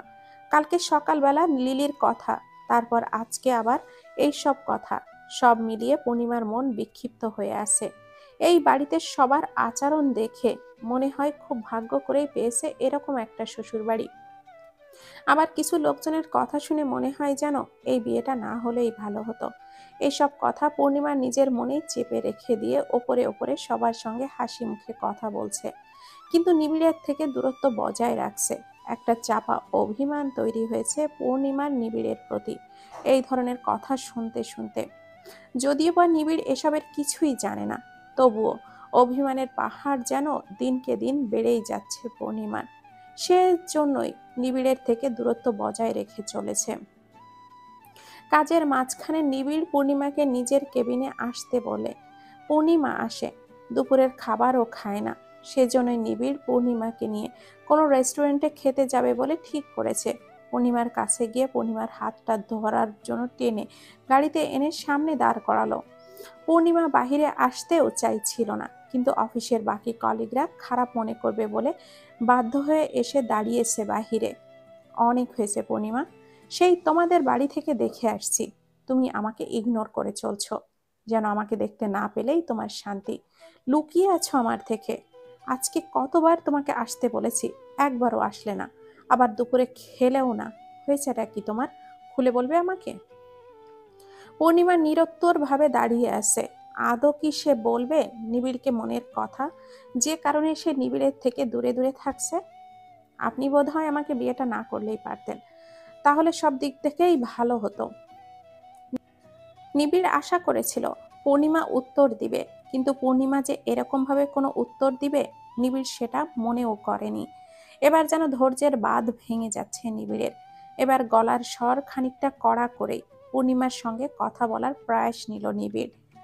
খুলে বলবে আমাকে?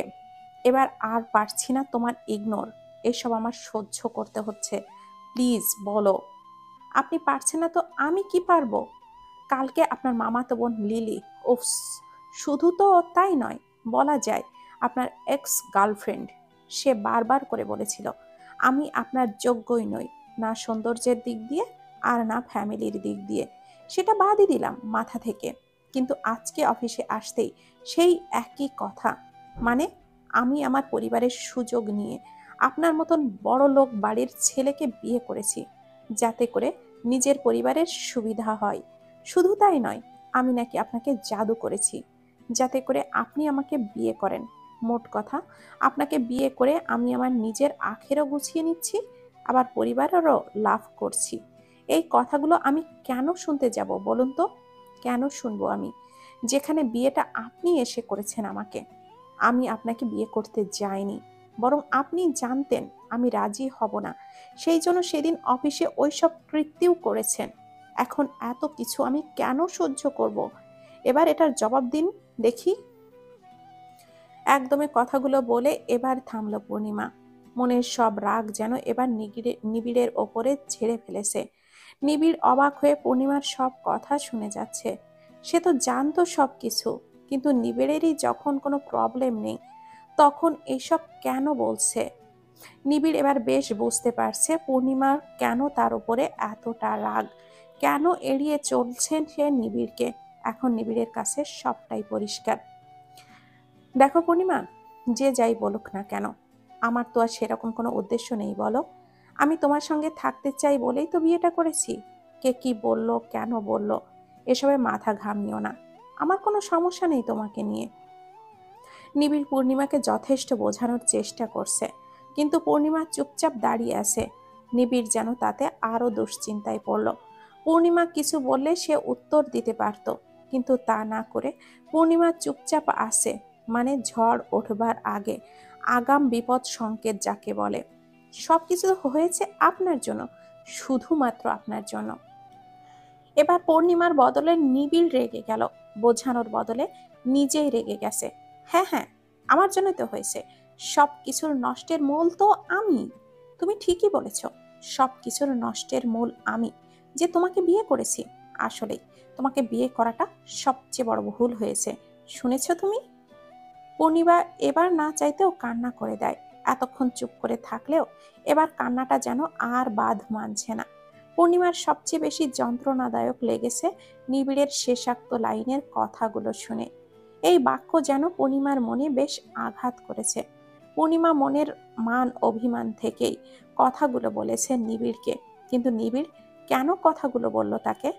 কেন জানি পূর্ণিমার নিজের কাছে নিজেকেই কেমন যেন লাগছে। সইতে পারছে না নিবিড়ের বলা কথাগুলো। বেশ, তবে ভুল যেহেতু করেছেনই, তাহলে আর কি করবেন বলুন? ভুল শোধরানোর চেষ্টা করুন। আমাকে যখন বিয়ে করে আপনার এতই ভুল হয়েছে। পূর্ণিমা ভুল বুঝলো নিবিড়কে। তৎক্ষণাৎই অফিস থেকে বেরিয়ে রাস্তা ধরে হাঁটা ধরলো। এই 5-6 দিনের যেন মানুষটার প্রতি বেশ মায়া ধরে গেছে পূর্ণিমার। সেজন্যই তো যখন নিবিড় বলল তাকে বিয়ে করা ভুল হয়েছে, তখন যেন হৃদয় ক্ষত বিক্ষত হওয়া শুরু করলো। সে না হয় লোকের কথা শুনে একটু অভিমানী হয়ে নিবিড়কে কথাগুলো বলে ফেলেছে, কিন্তু নিবিড় কেন এইভাবে বলল? আসলেই কি নিবিড়ের সঙ্গে বিয়েটা একটা ভুল বিয়ে? পূর্ণিমা বেরিয়ে যাওয়ার পরপরই নিবিড় অনুধাবন করতে লাগলো সে ঠিক কি বলে ফেলেছে পূর্ণিমাকে। নিজের রাগটাকে কন্ট্রোল করতে না পেরে মাথার চুলগুলো এক হাত দিয়ে চেপে ধরে মাটিতে বসে পড়ল। কিছুক্ষণ পর শান্ত হয়ে গিয়ে বাহিরে উঁকি মেরে দেখতে পেল পূর্ণিমা আশেপাশে কোথাও নেই। মানে কোথাও একটা বেরিয়ে গেছে নিশ্চয়। নিবিড় আর দেরি না করে পূর্ণিমার নাম্বার ডায়াল করলো। পর পর কয়েকবার রিং হতেই পূর্ণিমা রিসিভ করলো। পূর্ণিমার গলার স্বরের আওয়াজ শুনে নিবিড়ের মন শান্ত হলো। পূর্ণিমা, তুমি কোথায় গেলে? ফিরে এসো তাড়াতাড়ি। ভুল বুঝছো তুমি আমাকে। একটাবার শোনো আমার কথা। ভুল বিয়ে শুধরানোর সুযোগ দিচ্ছি আপনাকে। সুযোগটা কাজে লাগান। আমার পেছনে সময় নষ্ট করবেন না। নিবিড়কে কিছু বলার সুযোগ না দিয়ে পূর্ণিমা ফোনটা কেটে দিল। রেগে আছে বেজায় পূর্ণিমা। হেতাহিত জ্ঞান শূন্য হয়ে আছে। রাস্তায় উল্টাপাল্টা ভাবে হেঁটে যাচ্ছে পূর্ণিমা। নিবিড় কি করবে বুঝে উঠতে পারছে না। একে তো সবার ওইভাবে কথা বলা, তার উপরে সে নিজেও পূর্ণিমাকে ওইভাবে বলায় পূর্ণিমা বেশ কষ্ট পেয়েছে। এটা এখন অনুধাবন করতে পারছে নিবিড়, কিন্তু এখন সে কি করবে? সারাদিন কাটে নিবিড়ের পূর্ণিমার প্রতি অস্থিরতায়। ঘড়ির কাঁটায় 8টা বাজতে চলল। এখনো নিবিড় দিশেহারা হয়ে পূর্ণিমাকে খুঁজে চলেছে। পূর্ণিমার বাপের বাড়ির সব জায়গায় ফোন করেও যখন জানলো পূর্ণিমা সেখানে যায়নি, তখন নিবিড়ের মনে থাকা ভয়টা বেশ গাঢ় হচ্ছে। তাহলে কি পূর্ণিমার কোনো বিপদ হলো? মন উদ্বিগ্ন হয়ে আছে পূর্ণিমার কথা ভেবে নিবিড়ের। হঠাৎই মুঠোফোন বেজে উঠল নিবিড়ের। নিবিড় ফোনটি হাতে ধরতেই হ্যালো বলতেই সঙ্গে সঙ্গে ফোনটি হাত থেকে মাটিতে পড়ে গেল। ধপ করে বসে পড়ল মাটিতে। তাহলে কি সে আর ফিরে পাবে না পূর্ণিমাকে? একটাবার তো সুযোগ দেওয়া উচিত ছিল পূর্ণিমার নিবিড়কে। নিবিড় চুপচাপ যেন, বাক্য নেই মুখে কোনো। অধিক শোকে পাথর হয়ে যাওয়া যাকে বলে। হবারই তো কথা ছিল, যার জন্য এত কিছু, সেই যদি না থাকে তাহলে? রাস্তা ধরে আনমনেই হাঁটছিল পূর্ণিমা। কোনো খেয়ালই নেই তার। মনে শুধু নিবিড়ের বলা কথাগুলোই যেন কানে বাজছে। আনমনে হাঁটতে হাঁটতে কখন যে ফুটপাত ছেড়ে মেইন রোডে চলে এসেছে নিজেরও খেয়াল নেই বোধ হয়। পেছন দিক থেকে ট্রাক হর্ন দিচ্ছে বারংবার। পূর্ণিমা 2-3 বারের বেলায় শোনেনি, যখন শুনল ততক্ষণে ট্রাকটি পূর্ণিমাকে ধাক্কা মেরে চলে গেছে। রোডের মধ্যে পূর্ণিমার নিথর দেহ পড়ে আছে। রাস্তায় লাল রক্তে রঞ্জিত হয়ে আছে পূর্ণিমার রক্তে। পূর্ণিমা অজ্ঞান হয়ে রাস্তায় পড়ে আছে। রাস্তার লোকজন ধরাধরি করে পূর্ণিমাকে হাসপাতালে নিয়ে যায়। পূর্ণিমার ফোনে লাস্ট কল নিবিড়ের ছিল। সেই সূত্র ধরেই নিবিড়কে কল করা হয়। হাসপাতালে পূর্ণিমার বেডের পাশে কোনো মতে বসে আছে নিবিড়। রাত্রি তখন মধ্যাহ্ন। ঘড়ির কাঁটা টিকটিক করে জানান দিচ্ছে রাত প্রায় 1টা বাজতে চলল। চারিদিকে ঘুটঘুটে কালো অন্ধকার। কোনো সাড়া শব্দ নেই। সবার অতল ঘুমের দেশে পাড়ি জমিয়েছে। নিদ্রাহীন রয়েছে শুধু নিবিড়। নিবিড়ের চোখে ঘুম নেই। পূর্ণিমাকে এইভাবে দেখে বারবার সে নিজের কাছে নিজে ছোট হয়ে যাচ্ছে। নিবিড়ের মনে হচ্ছে তার জন্যই আজকে পূর্ণিমার এই অবস্থা। একসময় এভাবে থাকতে থাকতে নিবিড়ও ঘুমের দেশে পাড়ি জমালো। সারাদিন না খেয়ে থাকার ফলে রাত্রির শেষ প্রহরে যেন শরীরটা আর চলছে না। তাই নিবিড়ও ঘুমের দেশে পাড়ি জমালো। সকাল সকাল ঘুম ভাঙল পূর্ণিমার। চারিদিকে আজানের মিষ্টি কলধ্বনি আর পাখিদের কিচিরমিচির আওয়াজ তার ঘুম ভেঙে যায়। ঘুম থেকে উঠেই দেখতে পায় মাথায় ব্যান্ডেজ লাগানো। তখনই মনে পড়ে যায় কালকের ঘটনা। বেড থেকে উঠতে চেয়েও উঠতে পারছে না পূর্ণিমা। মাথাটা কিরকম যেন ঘুরছে। চোখ পড়ল পাশেই বসে থাকা নিবিড়ের দিকে। মানুষটা একটা চেয়ারের উপরে বসে থেকে কিরকম করে যেন ঘুমিয়ে আসে। এরকম ভাবে থাকলে তো পড়ে শরীরে ব্যথা করবে। পূর্ণিমা নিবিড়কে ডাকার সিদ্ধান্ত নিল। নিবিড়কে নাম ধরে দুবার ডাক দিতেই উঠে গেল ধড়পড় করে। সামনে পূর্ণিমাকে দেখে চোখ খুলে তাকাতে দেখতে পেল। পূর্ণিমা, তুমি কখন উঠেছো ঘুম থেকে? তোমার কোথাও ব্যথা করছে না তো? ডাক্তার ডেকে দিব আমি? কি হয়েছে খুলে বলো। পূর্ণিমা নিশ্চুপ হয়ে যায় মানুষটির এরকম ছটফটানি দেখে। এক রাতের মধ্যে নিজের কি হাল করেছে। চোখের নিচে কালি পড়ে গেছে। বোধহয় কালকে রাত্রে ঘুম হয়নি। চোখ মুখও কেমন যেন লাগছে। সকাল হয়েছে, আর কত ঘুমাবো। এখন চোখ খোলাটা কি স্বাভাবিক নয় বলুন? এত ব্যস্ত হচ্ছেন কেন বলুন তো আমাকে নিয়ে? নিবিড়ের মুখে স্মিত হাসি। আশ্বস্ত হলো পূর্ণিমার কথা শুনে। আচ্ছা, কোনো দরকার হলে বলো আমাকে, কেমন? আমি তোমার জন্য খাবার আনছি। একটু পর তো ঔষধ খেতে হবে তোমায়, তাই না? তুমি একটু বসো। নিবিড় পূর্ণিমাকে কিছু না বলার সুযোগ দিয়ে হুড়মুড়িয়ে বেরিয়ে যায় হাসপাতালের কেবিন থেকে। পূর্ণিমা নিবিড়ের যাওয়ার পানে তাকিয়ে থাকে। মনে মনে ভাবছে, মানুষটা এইরকম কেন? কিরকম পাগলাটে টাইপের। আর হুটহাট করেই রেগে যায়। একেবারে বোঝা যেন দায়ী হয়ে পড়েছে পূর্ণিমার পক্ষে। একটু পরে নিবিড় ফিরে আসলো কতগুলো খাবার নিয়ে। শুধু নিবিড় একা নয়, সঙ্গে নিবিড়ের বাড়ির লোক, পূর্ণিমার বাবা মা সবাই এসেছে। সবাই পূর্ণিমার সঙ্গে টুকটাক কথা বলে আবার চলেও গেছে। বাকি রইল নিবিড়। অনেক কথা হয়েছে, এবার খাওয়া দাওয়াও তো করতে হবে নাকি? আপনি খেয়েছেন? পূর্ণিমার কথা শুনে নিবিড়ের হাত থেমে যায় কিঞ্চিত মুহূর্তের জন্য। পরেক্ষণেই আবার চামচ পূর্ণিমার মুখের কাছে নিতেই পূর্ণিমা হাত দিয়ে মানা করে দেয়। এখন এরকম কেন করছো? খেতে হবে তো, না হলে তো তুমি সুস্থ হবে কি করে? আপনাকে তো জিজ্ঞাসা করলাম আপনি খেয়েছেন কিনা। আপনি তো কিছুই বলছেন না। আমি জানি আপনি কিচ্ছু খাননি দুপুর থেকে। সেটা আপনার চোখ মুখ দেখেই বোঝা যাচ্ছে। আপনি আমাকে খাওয়াবেন ঠিক আছে, তার সঙ্গে সঙ্গে নিজেকেও খেতে হবে, তবেই আমি খাবো। পূর্ণিমার কথার পৃষ্ঠে নিবিড় কিছুই বলল না আর। সে পূর্ণিমাকে নিজের হাতে খাইয়ে দিয়ে নিজেও খেতে লাগলো। খাওয়া শেষ হতেই পূর্ণিমাকে ঔষধ খাইয়ে দেয়। এখন কিরকম লাগছে? বেশ ভালোই লাগছে। আচ্ছা, এভাবে রেগে গেলে কেন তখন? আমি না হয় একটু ওভাবে বলেছি, তার জন্য তুমি এভাবে চলে যাবে রেগে? দেখলে তো এর ফল কি হলো। নিবিড়ের কথা শুনে পূর্ণিমা কিচ্ছু বলল না, চুপ করে রইল। ফের কিছুক্ষণ পর মুখ খুলল। একটা ভুল বিয়ে ছিল এটা। পূর্ণিমাকে বাকি কথা শেষ করতে না দিয়ে নিবিড় পূর্ণিমার মুখে হাত দিয়ে চেপে ধরল, যার দরুন পূর্ণিমা পুরো কথাটা শেষ করে উঠতে পারেনি। একদম বলবে না এসব কথা। কিচ্ছু ভুল ছিল না, বুঝলে? কিচ্ছু ভুল ছিল না। আমি সবটা জেনে শুনেই তারপর সব করেছি। আমি তখন রেগে গিয়েছি বলে এইসব কথা তুমি ধরে বসলে? কি করে হবে পূর্ণিমা? জানো, কালকে যখন তোমাকে খুঁজে পাইনি কিরকম অবস্থা হয়েছিল আমার। মানুষ যে যা খুশি বলুক না কেন, আমার শুধু তুমি হলেই চলবে, আর কিচ্ছু না। পূর্ণিমা নিবিড়ের কথা এক ধ্যানে শুনছে মনোযোগ সহকারে। মনে হচ্ছে না মানুষটা কোনো মিথ্যা বলছে। আসলেই তো, যে যাকে ভালোবাসে শুধু সে থাকলেই হলো, আর কি লাগে। হয়েছে, এবার জানতো বাড়িতে গিয়ে ফ্রেশ হয়ে নিন। ডাক্তার তো বললই আমাকে বিকালে রিলিজ দিয়ে দিবে। আপনি বাড়িতে যান, তারপর একেবারে বিকালে আসবেন। যাব, কিন্তু বিকালে নয়, এই দুপুরের আগেই চলে আসবো আমি। তোমাকে খাইয়ে দিয়ে একেবারে বিকালে বাড়িতে নিয়ে যাব। দেখো, তুমি এখন রেস্ট করো। আর কিচ্ছু লাগলে সিস্টারকে বলো, কেমন?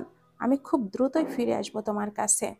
নিবিড় চলে যেতেই পূর্ণিমা নিজের আনমনেই হেসে উঠল। মানুষটা একটু বেশিই ভাবছে বোধহয় তাকে নিয়ে। তবে এই বেশি ভাবাটাও যেন পরম প্রাপ্তির বলে মনে হচ্ছে। দুপুরের প্রখর রোদ, সূর্য যেন মাথার উপরে চড়ে বসেছে। খটখটে রোদ চারিদিকে। নিবিড় যাওয়ার পর পূর্ণিমা একটু ঘুমিয়েছিল, এখন উঠল। ঘড়িতে প্রায় 12টা বেজে গেছে, মানে একটু পরে নিবিড় চলে আসবে। পূর্ণিমা সারাক্ষণ শুয়ে থাকতে থাকতে ক্লান্ত বোধ করলো। নিবিড় থাকলে না হয় ওর সঙ্গে গল্প করলে ভালো লাগতো, কিন্তু এখন নিবিড়ও নেই, তাই যেন কোনো কিছুই ভালো লাগছে না। হেলান দিয়ে একটুখানি বসতেই রুমে তানভীরকে ঢুকতে দেখতে পেল পূর্ণিমা। এখন যেন তার তানভীরকে দেখলেই রাগ উঠে যায়, বিশেষ করে সেদিনের বলা কথাগুলো মনে পড়ে যায়। কেন এসেছো এখানে? চলে যাও বলছি। আরে, চলেই যাব, কিন্তু তুমি হাসপাতালে আর আমি না এসে পারি? তাই তো এসেছি তোমাকে দেখতে। দেখেছো, এবার চলে যাও। আমার স্বামী এসে তোমাকে দেখলে রেগে যাবে। এরকম বলছো কেন পূর্ণিমা? আমি একটুখানি খাবার খাইয়ে দিব তোমাকে। দেখো, দুপুর হয়ে গেছে, এখন তুমি খাবে তাই না? একটুখানি খেয়ে নাও বলছি। খাবারগুলো এনেছি, ফিরিয়ে দিও না। তানভীরের আকুল আবেদন ফেরাতে পারল না পূর্ণিমা। আর যাই হোক, খাবার মুখের সামনে ধরলে সেটা তো ফেরানো যায় না। এক গ্রাস মুখে নিতেই পূর্ণিমা দেখে নিবিড় রুমে হাজির। তাহলে কি এবার নিবিড় ভুল বুঝবে পূর্ণিমাকে? দেখো তানভীর, আপাতত তোমার সঙ্গে কোনো কথা বলতে চাইছি না, মানে না। তুমি রুম থেকে জাস্ট আউট হয়ে যাও বলছি। তানভীর নিবিড়কে কিছু বলতে চেয়েও নিবিড়ের রুডলি কথার কারণে আর সাহসে কুলোয়নি কিচ্ছু বলার। ফলে তানভীর চুপচাপ রুম থেকে চলে যায়। আপনি ভুল বুঝবেন না, পূর্ণিমাকে থামিয়ে দিয়ে নিবিড় বলা শুরু করলো। আমি জানি তানভীর তোমাকে নানান সময় নানানভাবে সাহায্য করে এসেছে, তোমার বাবার চিকিৎসার খরচও জুগিয়েছে, তাই তুমি না করতে পারোনি। সেসব বাদ দাও, আমি জানি তুমি কিরকম, তাই কোনোরূপ সাফাই গাইতে হবে না তোমাকে। নিবিড় পূর্ণিমার কাছে গিয়ে পূর্ণিমার মাথায় হাত বুলিয়ে দিতে লাগলো। পূর্ণিমা কিছুই বলছে না, তা সে আগের ন্যায় চুপচাপ। খাবার খাইয়ে দিল নিবিড় পূর্ণিমাকে। অতঃপর একটু পরেই পূর্ণিমাকে বাড়িতে নিয়ে যাওয়া হলো। বাড়িতে গিয়েই পূর্ণিমা দেখে লিলি ছোপায় বসে আছে। সবাইকে দেখে মুখে হাসি ফুটলেও লিলিকে দেখে যেন পূর্ণিমার হাসি মিলিয়ে গেল মুখ থেকে। নিবিড় সেটা বুঝতে পেরে লিলির সামনে গিয়ে দাঁড়ায়। দেখ লিলি, কে কি ভাবলো, কে কি হবার কথা ছিল, সেটা নিয়ে আমার কোনো মাথা ব্যথা নেই। আমার বর্তমান ভবিষ্যৎ দুটোই হচ্ছে পূর্ণিমা। তাই আমার মাথা ব্যথা হবে যদি ওকে কিছু বলে তো। আশা করি তুই বুঝে গেছিস আমি ঠিক কি মিন করতে চাইছি তোকে। আর যদি না বুঝিস তাহলে শুনে রাখ, তুই পূর্ণিমার থেকে দূরত্ব বজায় রেখে চলবি। এমন কোনো কথা বলবি না যাতে করে পূর্ণিমা কষ্ট পাক। পূর্ণিমা যেমনই হোক, ও আমার স্ত্রী। আমি নিজে পছন্দ করে ওকে বিয়ে করেছি। ওর সম্পর্কে কোনো কিছুই শুনতে চাই না আমি। বুঝতে পেরেছিস তুই? হাসপাতাল থেকে এসেই যে নিবিড় লিলিকে এইভাবে কথা শোনাবে, সেটা লিলির কল্পনাতেও আসেনি। সকলের সামনে থাকায় লিলির নিজের অপমানে লেগেছে। লিলি কিচ্ছু না বলে ওপরে চলে যায় নিজের রুমে। তারপরেই সে একেবারে বাড়ি ছেড়েই চলে যায়। বাড়িতে গিয়ে পুরো 2 দিন নিবিড় পূর্ণিমার জন্য অফিস থেকে ছুটি নিয়ে নেয়, যাতে করে পূর্ণিমার খেয়াল রাখতে পারে ভালো করে। এই 2 দিনে নিবিড় পূর্ণিমার সঙ্গে যেন ছায়ার মতো মিশে ছিল। পূর্ণিমা মুখ ফুটে কিছু বলার আগেই নিবিড় সেটা পূর্ণিমার মুখের সামনে এনে হাজির করত। পূর্ণিমা এই 2 দিনে মুগ্ধ হয়ে দেখছে মানুষটাকে। একটাই কথা কেবল, একটা মানুষ কতটা আকুল আর নিষ্পাপ হলে এতটা ভাবতে পারে তার জন্য। এই মানুষটার প্রতি সে তো মায়ায় জড়িয়ে গেছে। এবার সেই মায়া এই কয়দিনে যেন ভালোবাসায় রূপান্তরিত হয়েছে, কিন্তু সেটা এখনো তার মনের ভেতরে অব্যক্তই রয়ে গেছে। আপাতত পূর্ণিমা পুরোপুরিভাবে সুস্থ হয়ে গেছে। একটা মানুষ তার জন্য এত কিছু করে চলেছে, এরপরেও সুস্থ না হয়ে পারা যায়? রাত্রিবেলা পূর্ণিমা অপেক্ষা করছে কখন নিবিড় রুমে আসবে। নিবিড় বাহিরে গিয়েছে একটু, সেই থেকেই পূর্ণিমা অপেক্ষা করে যাচ্ছে নিবিড়ের জন্য। ছুটি 2 দিনের জন্য নিলেও আজকে নিয়ে যে ছুটি 3 দিনে গড়িয়েছে সেটা বোধহয় নিবিড়ের খেয়াল নেই। এখন পূর্ণিমা পুরোপুরিভাবে সুস্থ আছে। নিবিড় বাহিরে যেতেই পূর্ণিমা আলমারি থেকে একটা লাল টুকটুকে রঙের শাড়ি বের করে পরে নিল। কেন যেন আজকে হুট করেই সাজতে ইচ্ছে হচ্ছে। লাল শাড়ি, লাল চুড়ি, মাথায় গাজরা, ঠোঁটে লাল রঙের লিপস্টিক, সব মিলিয়ে পূর্ণিমাকে বেশ লাগছে। সাজগোজ শেষ করে বারান্দায় দাঁড়িয়ে প্রহর গুনছে কখন নিবিড় আসবে। নিবিড় বাড়িতে এসেই পূর্ণিমাকে দেখতে না পেয়েই বারান্দায় যায়। বারান্দায় যেতেই পূর্ণিমাকে দেখতে পায়। এক মুহূর্তের জন্য নিবিড়ের চোখ আটকে গেল পূর্ণিমার উপর। মেয়েটাকে আজকে এত সুন্দর লাগছে কেন? হয়তো নিবিড় আজকে প্রথম পূর্ণিমাকে এভাবে সাজতে দেখতে পেল তাই। কিন্তু পূর্ণিমাকে যেন অসম্ভব সুন্দর লাগছে নিবিড়ের কাছে। কিন্তু মেয়েটা এইভাবে হঠাৎ সাজলো কেন? আপাতত কিছু সময় মাথা থেকে প্রশ্নগুলো বাদ দিয়ে নিবিড় পূর্ণিমার কাছে গেল।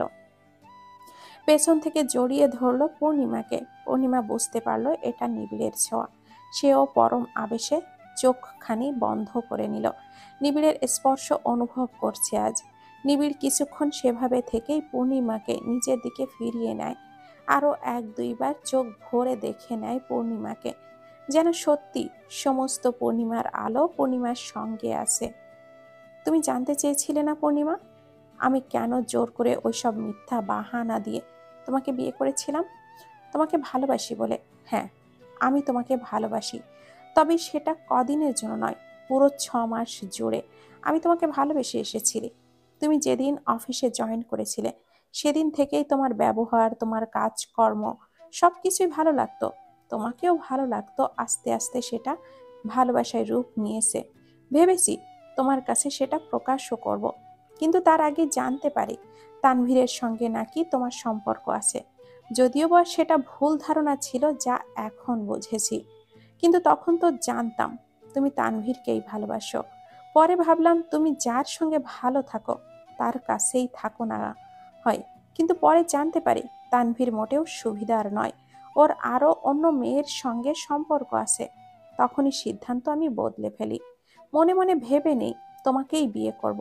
কিন্তু তুমি যেহেতু তানভীরকে ভালোবাসো, সেই জন্যই আমার কাছে তোমাকে বাধ্য করা ছাড়া কোনো উপায় ছিল না। আর আজকে দেখো, তোমাকে ওভাবে না বললে হয়তো আজকের দিনটা আসতোই না। পরিশেষে বলবো, যা হয়েছে তার জন্য ক্ষমা করে দিও আমাকে। তবে আমি তোমাকে ভালোবাসি, এটা মিথ্যা নয়, কোনো মতেই এটা মিথ্যা নয়, এটা চিরন্তন সত্য। একদমই সমস্ত কথাগুলো বলে দম নিল নিবিড়। পূর্ণিমা এতক্ষণ মনোযোগ সহকারে নিবিড়ের বলা কথাগুলো শুনেছে। মানুষটা তার জন্য এতটা পাগলামি করেছে, সবকিছুর জন্য তো পূর্ণিমা তাকে ঘিরেই নিবিড় এত কিছু করেছে। এটা পূর্ণিমার কাছে সবটা পরিষ্কার। তাছাড়া এই কয়দিনে পূর্ণিমা বেশ ভালো করেই বুঝেছে নিবিড় কিরকম মানুষ। শুধু ওই ঘটনাটা ছাড়া পূর্ণিমা নিবিড়ের ভেতরে আর কোনো দোষ পায়নি। তাহলে এই একটা কারণ ধরে মানুষটাকে কি করে দূরে সরিয়ে রাখবে সে, যেখানে কারণটাই মূল সে তো নিজেই। আর সত্যি বলতে পূর্ণিমা নিজেও তো ওই মানুষটার মায়ায় পড়ে গেছে, এটাও বা অস্বীকার করবে কি করে। ভালোবাসি আপনাকে নিবিড় মাহমুদ, ভালোবাসি, বড্ড ভালোবাসি। হুম, তানভীরের সঙ্গে বন্ধুত্ববিহীন কিছুই নেই। মানবতার খাতিরে সেরকম কঠোরও হতে পারিনি ওর সঙ্গে, কিন্তু কখনো ওকে মনেও জায়গা দেয়নি। আপনি যেটুকু করেছেন সেটা আপনার ভালোবাসার জন্য, আর ভালোবাসার কাছে সবকিছুই তুচ্ছ। ভুলে যান তুই। আসুন সবকিছু নতুন করে শুরু করি। আপনার প্রতি মায়া যে আমার এই জন্মে কাটবে না, যা বুঝে গেছি আপনার সঙ্গে এই কয়দিন থেকে। জীবনে চলার জন্য আপনার মতো মানুষটাকে খুব করে দরকার। জানি না আপনার মতো করে ভালোবাসতে পেরেছি কিনা, তবু চেষ্টা করে যাব আপনাকে আপনার থেকেও বেশি ভালোবাসার। ভালোবাসি আপনাকে। পূর্ণিমার কথাগুলো নিবিড়ের কানে পৌঁছাতেই নিবিড়ের ঠোঁটের কোণে হাসি ফুটে উঠল। খুশির চোটে নিবিড় পূর্ণিমাকে জড়িয়ে ধরে কোলে নিয়ে আসলো। এই কথাগুলোই তো সে শুনতে চেয়েছিল, আর আজ শুনতে পেল। অবশেষে সকল অপেক্ষার অবসান ঘটল, দুটি মিলন ঘটল। আর কোনো বাধা রইল না। ভালো থাকুক সকলের তরে ভালোবাসা।